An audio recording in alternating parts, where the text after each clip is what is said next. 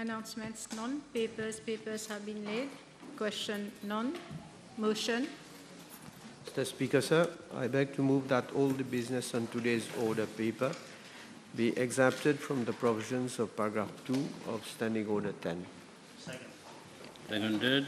The question is that all the business on today's order paper be exempted from the provisions of paragraph 2 of Standing Order 10. Those in favour say aye, those against say no.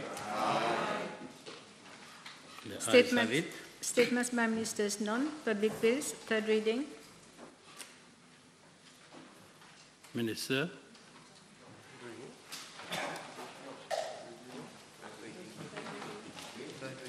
Move that appropriation bill be ready third time and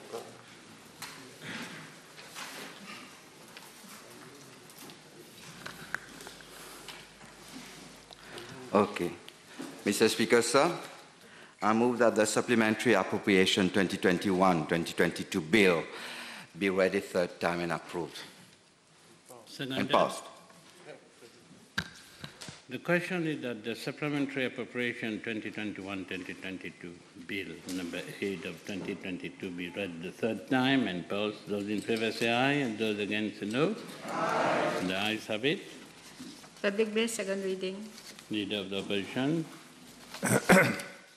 Monsieur le Président, je dédie mon discours ce matin à tous ces frères et sœurs qui ne mangent plus à leur faim, à tous les Mauriciens qui s'attendaient à une baisse du prix de l'essence, à tous les chômeurs, surtout ceux et celles qui ont disparu des statistiques officielles, à toutes les familles qui ont attendu en vain et qui ont cru dans la promesse du MSM concernant les 12 000 maisons sociaux, mais aussi à toutes nos institutions qui ne sont plus indépendantes, à tous ceux et celles qui souffrent quotidiennement de la dictature du gouvernement, mais aussi, Monsieur le Président, à toutes les victimes de tortures policières, surtout ceux innocents qui ont vu leur carrière et leur vie brisées à jamais.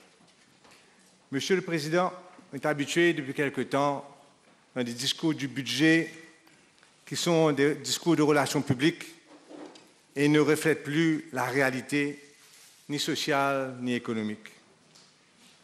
Mais je crois que ce discours-là a un record en termes de fausseté, ont été dites, de non-dit, d'exagération et de désinformation, Monsieur le Président, qui ne fait pas honneur à notre démocratie. Fausseté, Monsieur le Président, au chapitre des faussetés, le gouvernement a annoncé quelques jours avant le budget que la caisse était vide. Quelques jours avant. C'était évidemment faux. Commençons par, bien sûr, les fonds spéciaux. À la page 503, l'annexe C du budget, Monsieur le Président, démontre clairement qu'il y a 36 milliards de roupies dans la caisse, dans les special funds. Bien plus que ce qui avait été prévu l'année dernière. Et l'année dernière, dans mon discours du budget, j'avais dit ceci. J'avais dit, Monsieur le Président, I am willing to bet that in June 2022, special funds will not be 20 billion as projected, but in fact 40 billion. C'est plus ou moins ce qui s'est passé, Monsieur le Président. Parce que ce qui se passe, c'est clair, tout le monde le voit aujourd'hui, c'est que le gouvernement construit un trésor de guerre, un war chest qu'il veut garder absolument pour les prochaines élections, pour pouvoir manipuler les Mauriciens et pouvoir, bien sûr, influencer les électeurs. Et je dis aujourd'hui, Monsieur le Président, qu'au lieu de 16 milliards prévus dans les fonds spéciaux à la fin de la prochaine année financière, juin 2023, nous aurons encore une fois environ 30 milliards de roupies qui sera resservi comme sur un plateau aux électeurs mauriciens, Monsieur le Président. Mais cet argent, Monsieur le Président, provient entièrement des 158 milliards de roupies que le gouvernement a pris sur ces 2 dernières années de la Banque de Maurice. Bien sûr, 158 milliards de roupies, hormis tout ce qui a été gaspillé à droite et à gauche, c'est déjà fait état ici même dans la Chambre, de 75 milliards de roupies sur Betamax, gaspillé sur Betamax, sur la BAI, sur le Safe City, ce stade Côte d'Or, etc., etc., etc., Monsieur le Président. Mais cette année-ci aussi, en termes de fausseté, nous avons toute la confusion concernant le vrai déficit budgétaire. On ne sait plus aujourd'hui quelle est la dette publique, quel est le déficit budgétaire. Mais si on recalcule, on prend la peine de recalculer, on verra que le déficit budgétaire, Monsieur le Président, est de 7,3% et non pas de 4% pour l'année prochaine. Sera de 7,3% et non pas de 4%. Que le vrai pourcentage de la dette publique sera de 84% et non de 78%. Surtout, Monsieur le Président, si on doute de la capacité du gouvernement, effectivement, de vendre des actifs de la Mobank et de la NIC. Mais Monsieur le Président, en dehors des pourcentages qui sont souvent trompeurs avec l'inflation, des pourcentages, nous pouvons dire avec certitude, Monsieur le Président, que depuis 2014, la dette publique est sortie à environ 238 milliards de roupies pour arriver à 436 milliards de roupies, c'est-à-dire presque il manque 2 milliards pour faire 200 milliards de roupies d'augmentation pendant le règne de ce présent gouvernement, Monsieur le Président. Maintenant, la grande question qui reste, que fera Moody's dans tout cela? Parce que nous allons expliquer pourquoi Moody's, la notation de Moody's, est tellement importante pour le pays. Quelle sera la réaction de Moody's? Est-ce qu'elle va se dire, en fin de compte, voilà, M. Palaiati a annoncé qu'effectivement, maintenant, nous sommes à 74% de dette publique, etc. Est-ce que ça suffit ou bien non? Le grand problème, Monsieur le Président, avec Moody's, que nous ferons face avec Moody's, c'est réduction de dette publique s'il y a eu. Et s'il y en aura, sera grandement, peut-être exclusivement dû au fait que la Banque de Maurice a donné de l'argent au gouvernement. Quand la Banque de Maurice a donné de l'argent au gouvernement, Monsieur le Président, elle a imprimé de l'argent. Elle a pris de l'argent des fonds spéciaux, ces Special Reserve Funds. Pourquoi on appelle ça Special Reserve Fund, Special Reserve de la Banque de Maurice, pas Fund, Special Reserve de la Banque de Maurice, et non pas simplement Reserves, parce que justement, ce sont des réserves artificielles qui n'ont pas été réalisées. Et donc, pour donner cet argent artificiellement de la Banque de Maurice au gouvernement, la Banque de Maurice, Monsieur le Président, a imprimé de l'argent. Et donc, quand Moody's va regarder l'énormité des sommes d'argent imprimées par la Banque de Maurice et données au gouvernement, Monsieur le Président, c'est ça où le bas va blesser. Et c'est ça, justement, qui pourrait enclencher un downgrading, une baisse de la notation de Moody's. Nous sommes, Monsieur le Président, à Baa2. Nous étions à Baa1 sous mon mandat en 2012. Nous sommes aujourd'hui à Baa2. Si nous réduisons à Baa3, automatiquement, toutes les banques mauriciennes seront classées en dessous de ça, c'est-à-dire dans le junk status. Qu'est-ce que c'est le junk status en français? On pourra dire que c'est catégorie de déchets. Toutes les banques mauriciennes, nous sommes, Monsieur le Président, un centre régional financier d'importance et nous aurons toutes nos banques, toutes les notations de dette de nos banques seront dans la catégorie de déchets. Et ça, c'est très fort possible avant la fin de cette année-ci. Monsieur le Président, j'avais dit fausseté, j'ai dit aussi non-dit.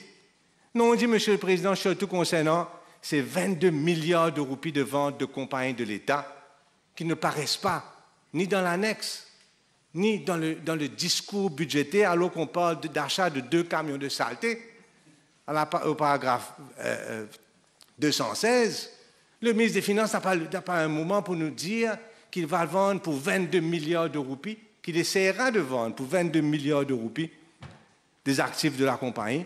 Et on apprend, je ne sais pas si c'est le cas, on apprend que ce sont les assets, c'est la National Insurance Corporation et la Mobank, 2 canards boiteux. Qui va acheter ces 2 compagnies-là pour 22 milliards de roupies, sauf peut-être qu'on va les vendre, comme on a vendu Air Mauritius, à la Mauritius Investment Corporation. Encore une fois, l'argent imprimé de la Banque de Maurice qui va servir à renflouer les caisses de l'État à travers la banque, la MIC et la vente de la NIC et de l'Ambobank. Monsieur le Président, exagération.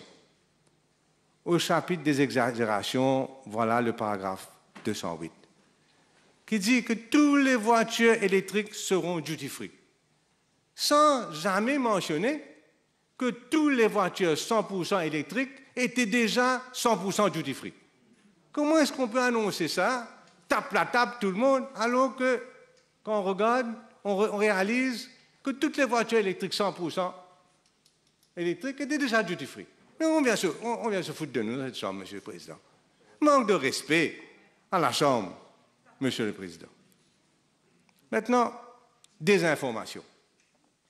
Au chapitre de la désinformation. Allons voir ça. Paragraphe 15. Le ministre des Finances répète ad nauseum que 32% du PIB a été utilisé pour soutenir le Covid. Mais on a vu nous-mêmes combien d'argent reste dans les special funds. Mais même ça, il dit 32%. Quand on calcule, Monsieur le Président, le Wage Assistance Scheme, des subventions spéciales, etc., les aides aux grosses entreprises, on ne dépasse pas la moitié, c'est-à-dire 16% du PIB. Venir, encore une fois, Monsieur le Président, avec une désinformation, faire croire à tout le monde qu'on a dépensé, on a le record mondial des dépenses Covid, 32%, c'est absolument faux, Monsieur le Président. Donc, quand on écoute ce budget-là, on a l'impression, Monsieur le Président, qu'on a passé 2 heures de temps à nous embêter, à nous dire des faussetés. Maintenant, allons voir la vraie situation des revenus de l'État. Nous avons ce trésor de guerre de 36 milliards de roupies, Monsieur le Président. Nous avons les 22 milliards de la vente d'actifs, 58 milliards.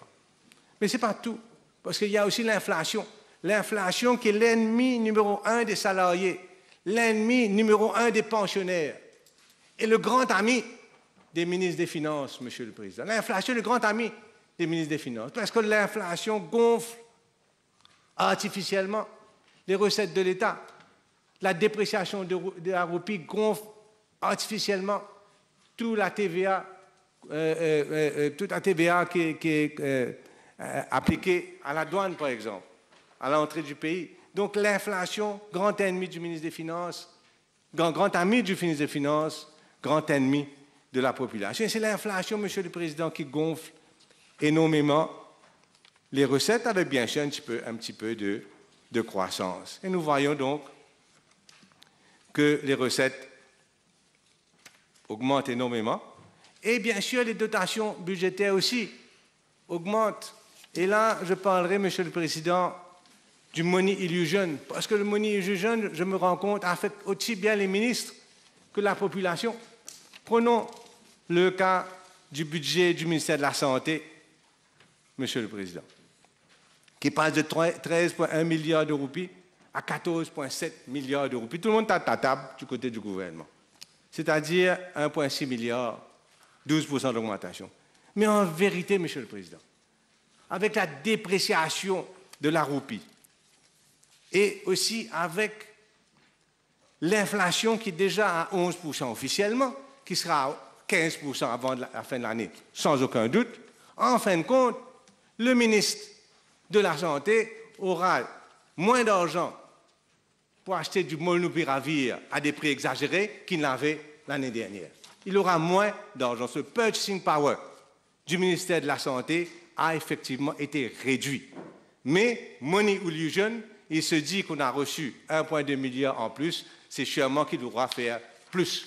Mais en fin de compte, Monsieur le Président, il fera moins avec la dotation budgétaire qu'il a reçue en addition, Monsieur le Président. Et c'est la même chose qui affecte la population. On leur dit qu'ils vont recevoir 1000 roupies. Ils se disent 1000 roupies aujourd'hui, mais en fin de compte, dès qu'ils vont aller au supermarché, ils verront en fin de compte qu'ils sont tout aussi pauvres qu'avant. Il y a eu très peu d'amélioration. Monsieur le Président, je parlerai là d'un budget trop peu, trop tard. Trop peu, Monsieur le Président, concernant les mesures sociales. Nous avions demandé, au sein de l'opposition, que tous les pensionnaires, les veuves, les handicapés, ceux qui sont plus de 60 ans, tout le monde reçoit 2 000 roupies d'augmentation. Ces 2 000 roupies, ce n'est pas une augmentation réelle. C'est simplement les remettre, c'est simplement une compensation pour la perte du pouvoir d'achat qu'ils ont eu. C'est tout. C'est-à-dire qu'aujourd'hui, les veuves, tous ces gens-là qui ont 9 000 roupies, en fin de compte, ils ont 7 000 roupies, parce qu'ils ont perdu 2 000 roupies de pouvoir d'achat. On nous a demandé donc de rétablir dans ce qu'ils étaient auparavant. Mais, Monsieur le Président, le gouvernement ne nous a écoutés qu'à moitié. À partir de 65 ans, il y a effectivement un rétablissement de la pouvoir d'achat à 2 000 roupies, mais pour les 131 000 personnes qui représentent des vieux de 60 à 64 ans, les veuves, les handicapés, tous ces gens-là, Monsieur le Président, ils ne recevront que la moitié de ce qu'ils ont perdu en termes de pouvoir d'achat. Donc, Monsieur le Président, ils sont effectivement plus pauvres. Sous ce gouvernement-là, le gouvernement reconnaît que toutes ces catégories de gens-là ne méritent pas d'avoir leur pouvoir d'achat rétabli et ils seront effectivement plus pauvres qu'auparavant, Monsieur le Président. Donc, malgré le fait que nous avons tout cet argent-là, malgré le fait qu'on peut facilement calculer que nous avons près de 80 milliards de roupies à la disposition du gouvernement, les fonds spéciaux, la vente d'actifs de 22 milliards, les taxes additionnelles, l'inflation qui ramène plus d'argent, tout cela va ramener au moins 80-81 milliards de roupies. Monsieur le Président, le gouvernement n'a pas pu trouver quelques sommes d'argent pour compenser tous ces gens, les 131 000 personnes qui ne verront leur pension augmenter que de 1 000 roupies au lieu de 2 000 roupies qui seraient nécessaires pour compenser leur perte de pouvoir d'achat. Monsieur le Président, trop peu, trop tard, parce que cela fait des mois que nous demandons au gouvernement d'agir contre la dépréciation de la roupie. Parce que la dépréciation de la roupie, c'est ça qui est le grand mot, le grand problème du pays, parce que c'est la dépréciation de la roupie qui amène cette forte inflation, en plus d'autres mesures, d'autres choses internationales aussi, d'autres problèmes internationaux, mais c'est la dépréciation de la roupie qui amène ce fort taux d'inflation, Monsieur le Président. Nous avons demandé, redemandé. J'ai même posé une PNQ ici il y a quelques semaines. Suite à cette PNQ-là, il y a eu un effort fait de la Banque de Maurice, mais ce qu'on voit aujourd'hui, là, depuis quelques jours, la roupie a recommencé sa dépréciation. Et, Monsieur le Président, ça va redémarrer de plus belle, Monsieur le Président, l'inflation qui va, comme je dis, pour moi, il n'y a aucun doute que l'inflation sera près de 15% à la fin de cette année-ci. Aucun doute dessus, Monsieur le Président. La forte dépréciation de la roupie, Monsieur le Président, c'est 40% depuis les élections 2014. 40%. Dont la moitié après Covid, mais on reviendra dessus dans un instant. Monsieur le Président, j'ai touché un petit peu sur la pension, mais je dirais aussi ceci, Monsieur le Président, que je suis content que l'augmentation de la pension a été incluse dans le manifeste de 2014, qui avait été écrit par le PMSD et le MSM. Il faut le dire. Et j'ai même les noms, si vous voulez, des gens qui ont écrit ce manifeste-là, si vous avez quelques doutes sur tous ceux qui n'étaient pas là, dont la plupart. Maintenant donc, Monsieur le Président, je suis content que c'est sur l'insistance, la pression de l'opposition, que nous avons eu au moins ces 2 000 roupies d'augmentation pour ceux plus de 65 ans, Monsieur le Président. Nous avions demandé seulement une augmentation du salaire minimum, parce qu'il est vrai que 11 075 roupies ne peut pas suffire à un chef de famille, à un père ou mère de famille, ça ne peut pas compenser, ça ne peut pas suffire, Monsieur le Président. Nous avons, en réponse, une augmentation de salaire de 1 000 roupies, un genre de monthly income allowance, on ne sait pas jusqu'à quand ce sera là, mais ce qu'on sait en tout cas, c'est que ce n'est pas du tout suffisant pour compenser l'inflation. 1000 roupies, Monsieur le Président, c'est quoi? 2 cigarettes matinées par jour? C'est 4 boîtes de lait Farmland, même pas, parce qu'on va parler un petit peu des augmentations tout à l'heure. 4 boîtes de lait Farmland sur un mois. C'est tout ce que ça donne, Monsieur le Président. Donc, la population va vite réaliser qu'on est en train de l'embêter. Surtout qu'on a maintenu, alors que tous les pays baissent la taxe sur l'essence, nous, non seulement on maintient, mais chaque fois qu'il y a une augmentation de taxe sur l'essence, chaque fois qu'il y a une augmentation de l'essence, Monsieur le Président, les taxes augmentent. Aujourd'hui, la TVA seulement, plus tous les autres taxes, est de 10 roupies. Quelque temps de cela, la TVA sur l'essence était de 6 roupies. Donc l'augmentation du prix de l'essence amène en même temps à l'achat, amène en même temps une augmentation des taxes sur l'essence, qui est le contraire de ce que tous les gouvernements font à travers le monde, Monsieur le Président. Avoir un véhicule aujourd'hui, Monsieur le Président, c'est une vraie souffrance. C'est une vraie souffrance, avoir un véhicule pour tous ces Mauriciens-là. Combien il y a de voitures? 200 000 quelque chose, plus des motocyclettes, etc., etc. C'est une vraie souffrance. Aller à la station d'essence, c'est pénible, Monsieur le Président. Avoir à payer cette faute somme d'argent, sachant que la moitié de cet argent-là part au gouvernement comme taxe, c'est dur à avaler, Monsieur le Président. Et nous avions demandé une baisse du prix de l'essence. Ça n'a pas été accordé.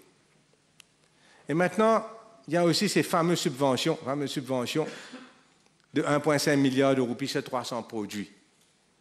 Il n'y a pas eu mot dans le budget concernant ce qui viendra de ces subventions-là, sauf qu'on comprend aujourd'hui que ces subventions-là vont disparaître.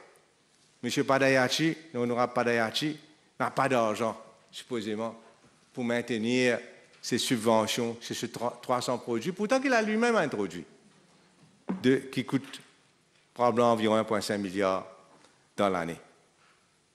En retirant ces subventions-là dans les semaines qui viennent, Monsieur le Président, je prends quelques exemples. Le lait Farmland va sortir de 206 roupies et sera vendu à 285 roupies.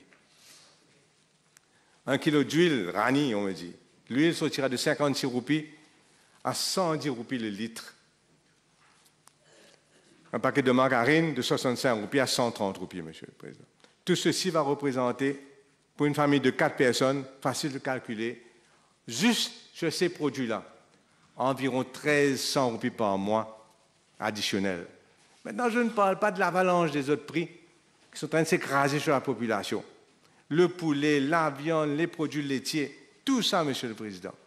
Donc, il est facile de calculer que la famille moyenne va être chaude d'environ 3000 roupies, Monsieur le Président, juste concernant les emplettes qu'il faut faire à la fin du mois, pour lequel le gouvernement offre 1000 roupies, Monsieur le Président.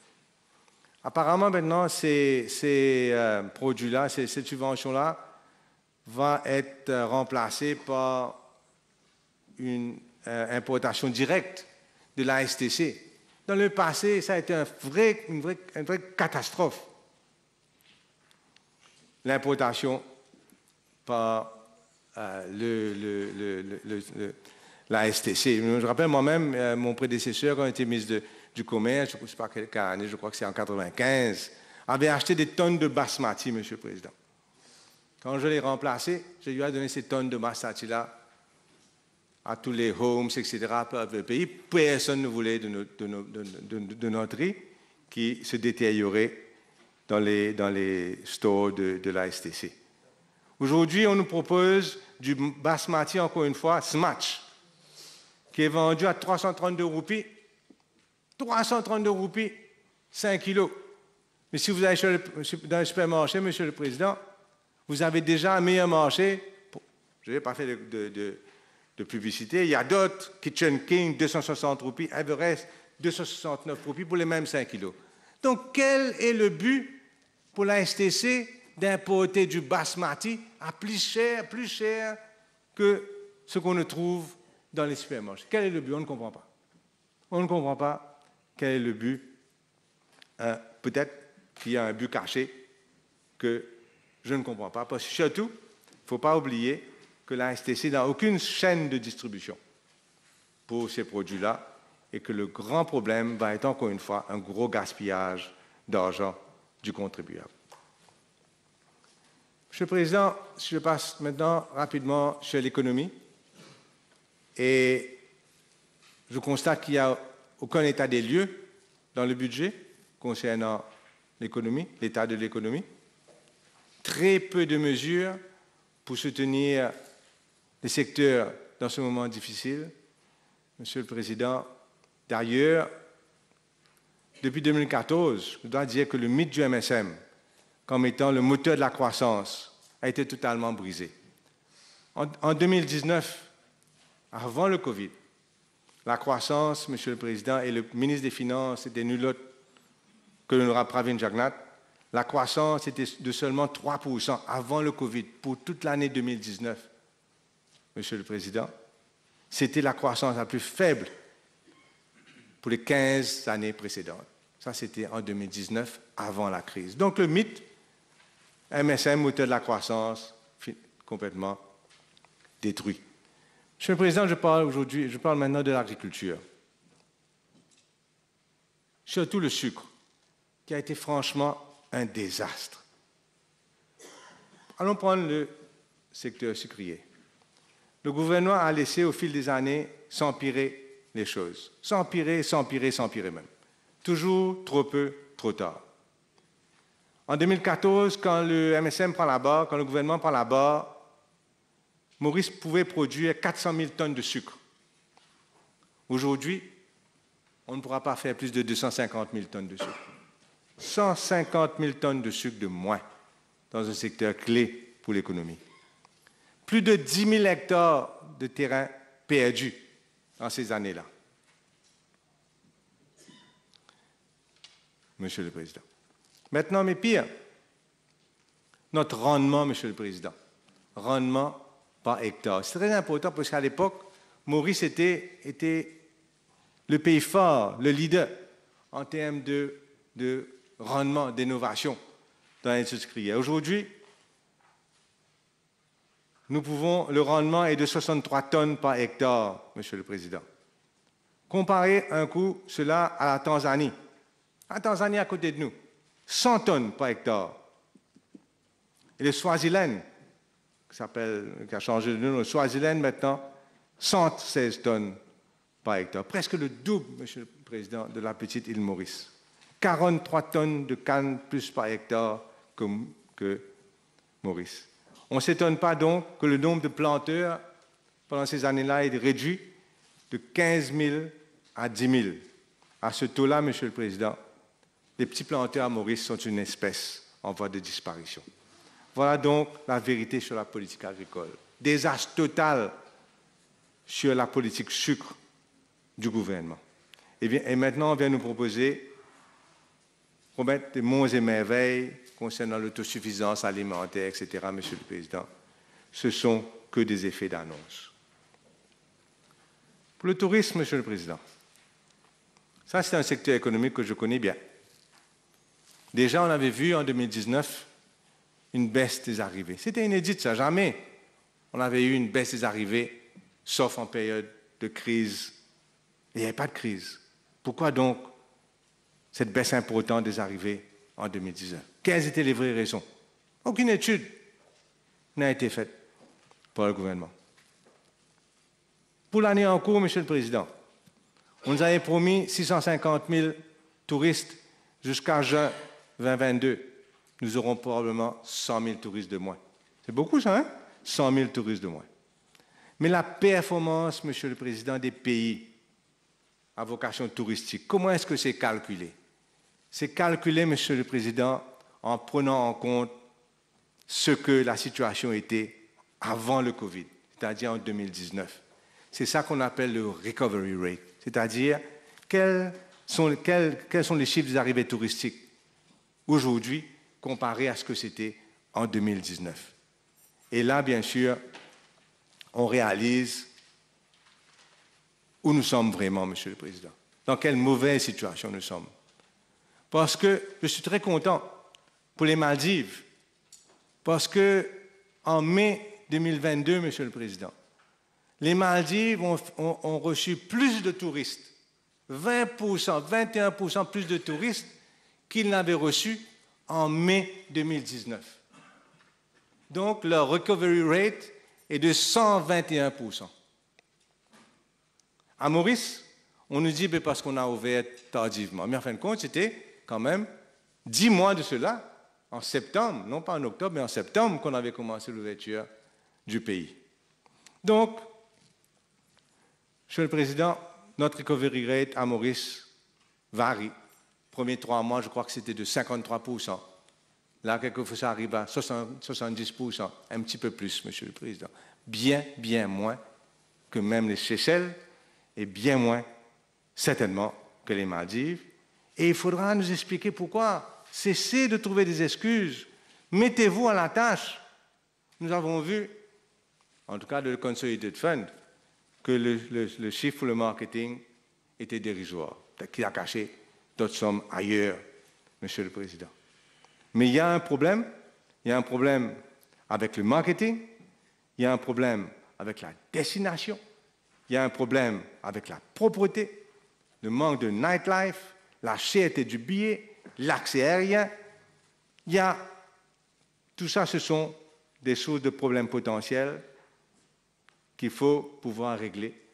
Nous sommes en droit de demander au gouvernement un peu de professionnalisme, s'il vous plaît.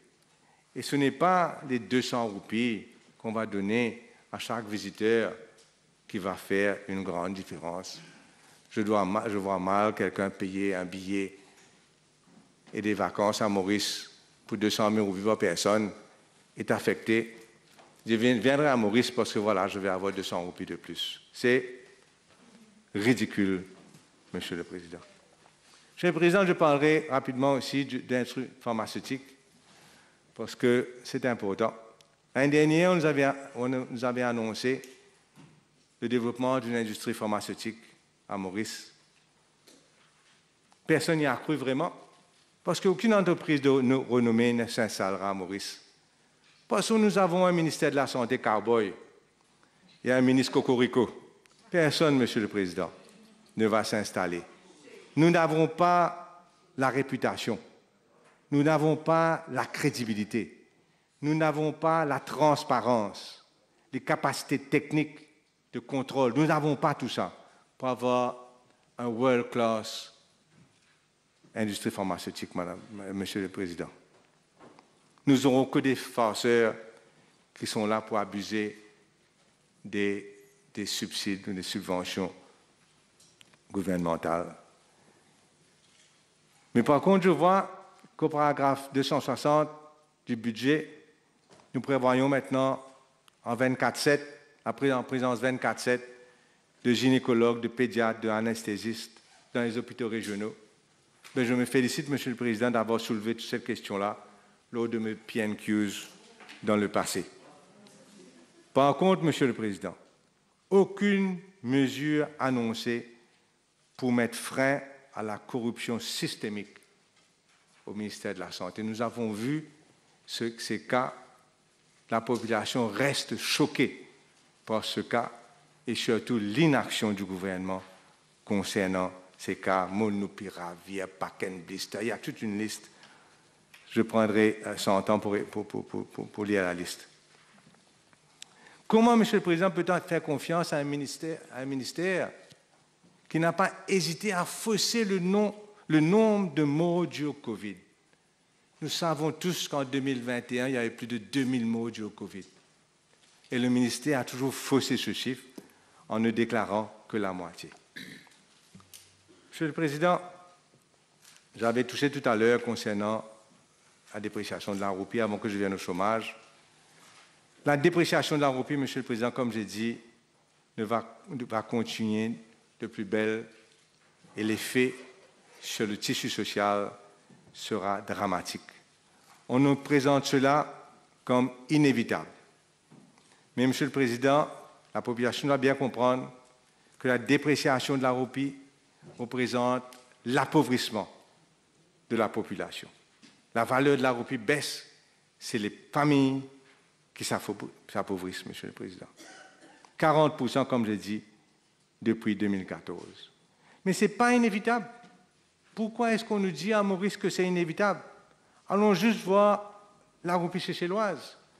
Allons juste voir le roufia maldivien. Tous ces deux monnaies, les deux monnaies, Monsieur le Président, ont retrouvé leur valeur pré-Covid pour les Seychelles, pour les Maldives. Là-bas, les gouvernements, malgré tout cela, ont pu rétablir la valeur de leur monnaie après Covid. Maurice, on est à 20% minimum moins concernant la valeur de la roupie qu'avant le Covid. 40% depuis 2014 et 20% depuis Covid, Monsieur le Président. Alors que les Seychelles et les Maldives ont eu des gouvernements différents, sans doute, des ministres du tourisme différents, des résultats différents, et leur monnaie est remontée à la valeur avant Covid. Et dans ce budget-là, ce qui est encore plus choquant, c'est qu'il n'y a rien pour empêcher la dépréciation de la roupie. Rien. Elle va continuer. Il n'y a pas une seule réforme des problèmes structurels. Tout à l'heure, on parlera rapidement de la Banque mondiale, des recommandations. D'ailleurs, Monsieur le Président, aucun des budgets MSM n'ont traité des vrais problèmes du pays. Concernant le chômage, Monsieur le Président, il y a un rapport qui est sorti en 18 mai par Statistics Mauritius qui dit clairement qu'en fin 2021, le pays avait perdu 33 500 emplois comparé à un an précédent, alors malgré qu'un an précédent ont été en plein Covid. Décembre 2021, 33 500 emplois en moins que décembre 2020. Et si on prend les chiffres depuis 2014, c'est 46 000 emplois de perdus depuis 2014. C'est ça la situation. On peut essayer de cacher le nombre de chômeurs, par chômeurs qui veulent travailler, chômeurs qui ne veulent pas trop travailler. Et si on ajoute les chômeurs qui veulent travailler et les chômeurs qui ne veulent pas trop travailler, mais quand même sont disposés de travailler, c'est comme ça que Statistics Mauritius maintenant définit le chômeur. Puis en décembre 2020, juste après, pendant le Covid, nous sommes arrivés, Monsieur le Président, à ces presque 100 000 chômeurs que le ministre des Finances dit ne jamais avoir atteint. Nous sommes arrivés d'après les chiffres officiels même. Monsieur le Président, il y a quelque chose aussi qui choque dans ce budget-là, parce que il y a quelque chose qui m'ennuie, c'est cette provision qu'on a mise pour la vente de terrain à travers Maurice maintenant. Officialiser, généraliser une pratique qui se faisait. Autrefois, on avait toujours le droit d'aller vers le Premier ministre, exceptionnellement, et demander le droit de vendre un terrain à des étrangers qui ne sont pas dans les IRS, les PDS, etc. Mais aujourd'hui, on vient généraliser cette pratique-là. Et pour suivre un peu les recommandations de la Banque mondiale, que tout le monde sait, pour avoir un développement durable, il faut des lois, il faut des critères, il faut un level playing field et il faut, Monsieur le Président, des rules-based. Et là, on ne sait pas quels critères le Premier ministre va prendre en considération quand il va décider quel Mauricien qui aura le droit à vendre à quel étranger, sous quelles conditions, dans son comité qu'il va faire.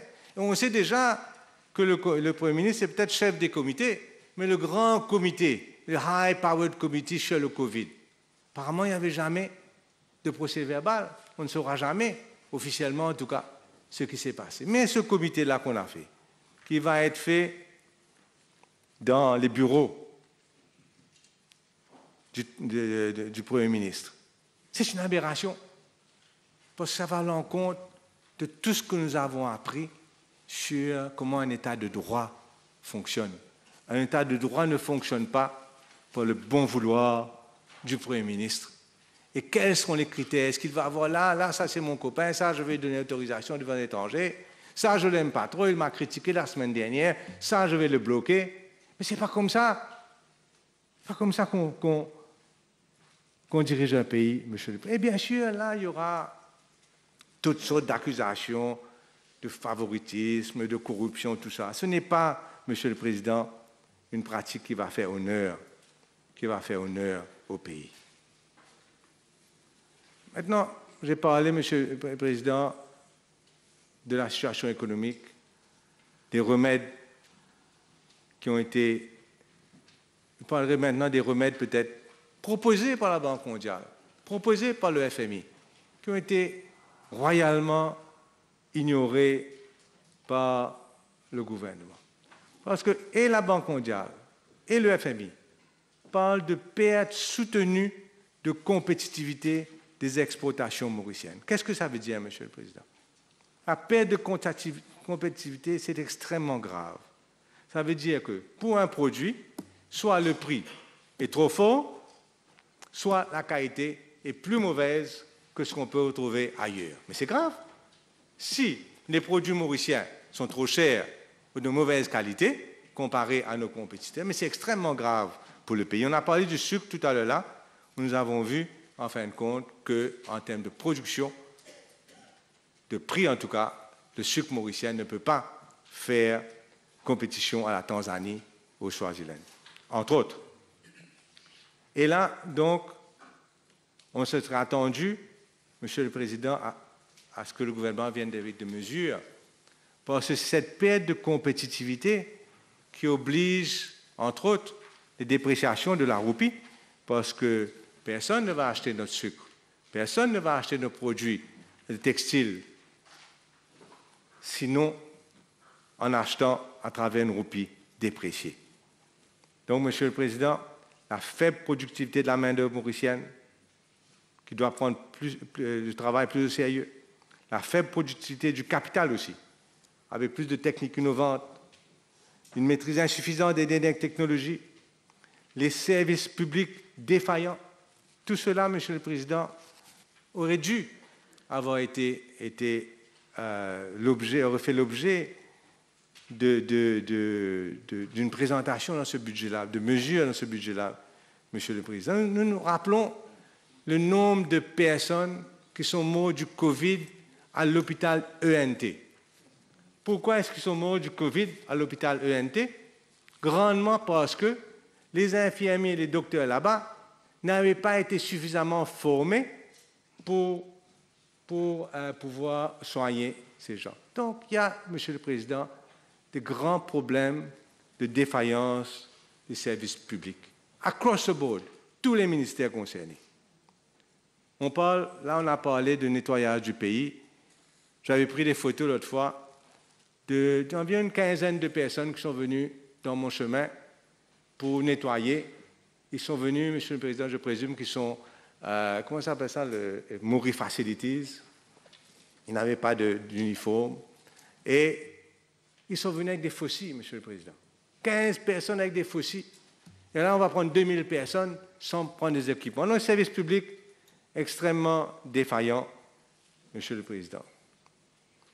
Et pourtant, on sait aussi que la formation est tellement importante et les ressources humaines sont les seules ressources, les vraies ressources de l'île Maurice.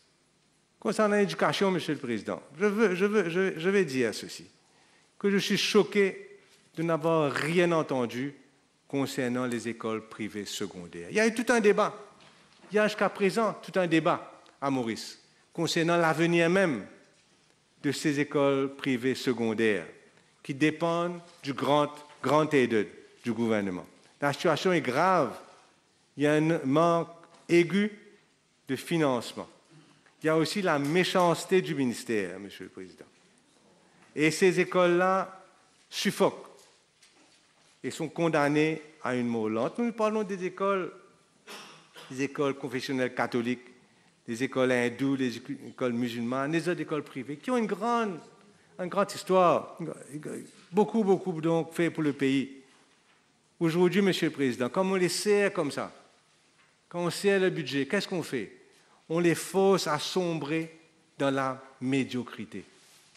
C'est ce qui se passe, Monsieur le Président. Nous forçons les écoles secondaires privées à sombrer dans la médiocrité. Il est urgent que quelque chose puisse se faire. Urgent, Monsieur le Président. Monsieur le Président, pour terminer, concernant les taxes municipales.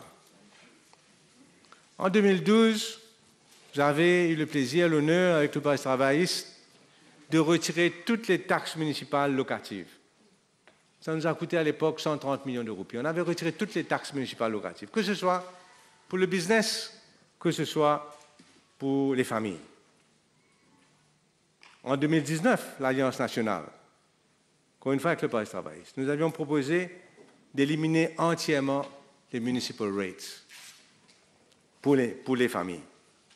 On va voir là, dans la pratique, ce que le gouvernement va faire. Mais c'est une promesse qui a été faite en 2019 et qui a 2 ans de retard malgré les milliards qui dorment dans le Special Fund. Et maintenant, Monsieur le Président, ces municipalités-là vont être presque entièrement dépendants du bon vouloir du gouvernement, presque entièrement dépendants des allocations donc, du gouvernement. Qu'est-ce qui va garantir un partage équitable aux 5 municipalités? Alors qu'on sait qu'il y a des élections qui sont supposées venir en tout cas. Qu'est-ce qui va garantir ça? Il n'y a rien qui a été dit. Est-ce que qui a été dit? Mais il faudrait, Monsieur le Président, une nouvelle loi. Une nouvelle loi qui comprend aussi un calcul des barèmes de compensation pour la perte de ces municipal rates-là. Parce que ça représente une somme importante pour les municipalités. Il a fallu, bien sûr, maintenant que le gouvernement a presque totalement mainmise sur le financement des municipalités, il a fallu une loi pour l'indépendance des mairies, mais aussi, Monsieur le Président, très important, des mesures pour arrêter le gaspillage, pour encourager l'efficience, pour amener le value for money, et aussi, Monsieur le Président, pour la transparence. Monsieur le Président, concernant la corruption, alors que nous sommes tous témoins d'une corruption généralisée, même dans les institutions sacrées, Monsieur le Président, même le FMI parle de problèmes de gouvernance à la Banque de Maurice, Monsieur le Président. Pas un mot dans le budget concernant la lutte contre la corruption. Pas un mot dans le budget, Monsieur le Président. Ça ne nous fait pas honneur. Pareil, Monsieur le Président, pour les problèmes, les cas de torture. Pas un mot alors que ça a dominé les débats, alors que ça fait 14 jours déjà depuis la première publication par M. Laurette des vidéos. 14 jours déjà depuis la publication des vidéos. Nous attendons, en tout cas nous, toujours du côté de la plateforme de l'espoir, de cette fameuse commission d'enquête. Pas un mot, donc, rien. Les gens, quelques personnes ont été interpellées, mais la grosse majorité sont toujours là, surtout, Monsieur le Président, ceux qui savaient pertinemment bien ce qui s'est passé et qui ont participé à un cover-up. Donc nous attendons, Monsieur le Président, à une grande commission d'enquête, présidée par un ancien chef-juge, qui mettrait de l'eau d'une fois pour toutes dans tout cela. Recommande bien sûr cette nouvelle loi, le Police and Justice Evidence Bill or something, hein? Police Evidence and Justice Bill, parce qu'il faut mettre beaucoup d'eau dans les stations de police. Et moi, je répète que c'est une pratique répandue dans les stations de police à l'île Maurice. Répandue. Et aucune déclaration formelle du Premier ministre pendant ces 14 jours-là. Qu'est-ce qui va se passer de tous ces innocents qui ont été condamnés, torturés, ils ont admis et aujourd'hui, ils ont été condamnés. Tous ces gens qui ont eu leur carrière brisée, qui vivent dans la peur constante. Monsieur le Président, c'est un fléau grave, national, et on a besoin, Monsieur le Président, de s'y attarder et de s'y attaquer, parce que plus jamais on ne pourra tolérer ce genre de pratique à Maurice. En tout cas, je crois que je parle au nom de l'opposition pour dire que nous n'allons pas baisser les bras, Monsieur le Président, tant que justice ne sera pas faite. L'élection municipale, Monsieur le Président, nous demandons l'élection municipale au plus vite. On nous garde ces masques sanitaires-là, ce sont en fin de compte pas des masques sanitaires, ce sont des masques politiques pour empêcher à la population de s'exprimer, pour étouffer la voix de la population. Tous les pays, ou presque, ont retiré les restrictions à l'extérieur au moins. Certains ont gardé des restrictions à l'intérieur des établissements, des bâtiments. Maurice, Monsieur le Président, nous réclamons immédiatement la levée de toutes les restrictions, masques, etc., rassemblements, etc., tout au moins à l'extérieur et, bien sûr, aussi, Monsieur le Président, autant que possible, à l'intérieur. Monsieur le Président, donc, nous attendons les élections municipales de plein pied. Ceux qui sont déçus de le faible effort du gouvernement pour compenser de la perte de pouvoir d'achat pourront s'exprimer. Ceux qui sont contre la torture pourront s'exprimer. Ceux qui sont contre toutes ces pratiques mafieuses que nous voyons tous les jours pourront s'exprimer, Monsieur le Président. Et ceux qui vont vouloir aussi, Monsieur le Président, sanctionner le gouvernement pour avoir tant retardé ces élections, Monsieur le Président, pourront s'exprimer. C'est ça, Monsieur le Président, la démocratie. En conclusion, Monsieur le Président, le gouvernement a pris longtemps pour réagir à l'avalanche des augmentations de prix, pour finalement donner très peu en relation avec ces énormes moyens qu'ils avaient grâce à cette énorme somme d'argent qu'ils ont pris de la Banque de Maurice et qui reste toujours dans les caisses de l'État. Trop peu, trop tard, mais Monsieur le Président, je dirais ceci. La crise ne fait que commencer. La crise internationale ne fait que commencer. Il y a 2 semaines de cela, M. Jamie Dimon, qui est le patron de la grande banque JP Morgan, il a parlé, il a warned of a coming hurricane for the world, an economic hurricane. Le prix de l'essence, l'inflation record, la récession qui arrive à grands pas.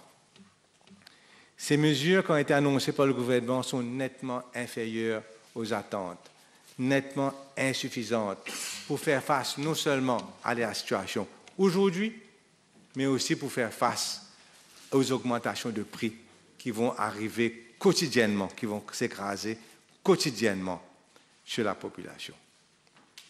Monsieur le Président, l'opposition dans son ensemble ne va pas hésiter pour défendre la population et descendre dans la rue si nécessaire, aussi rapidement que ce sera légalement possible. Il est clair, Monsieur le Président, que les ménages continueront à souffrir et à souffrir grandement dans les mois, les semaines et les mois à venir. Le gouvernement aura obligatoirement à prendre des mesures correctives additionnelles et rapidement. Ce qui a été offert jusqu'à présent n'est pas suffisamment. Et la population continuera à avoir faim, continuera à s'appauvrir avec ce que le budget a présenté, qui est nettement insuffisant. Donc, Monsieur le Président, je terminerai pour dire qu'il nous faudra absolument un autre mini-budget rapidement pour pallier aux insuffisances de la population. Manquez garder, Monsieur le Président. La pression populaire forcera le gouvernement avant octobre de venir avec des mesures additionnelles. Parce qu'aujourd'hui, Monsieur le Président, on a connu le slogan « Ensemble, tout possible ». Après, nous sommes venus à « Ensemble, tout pose vide ». Et maintenant, c'est « Ensemble, tout vente vide ». Merci.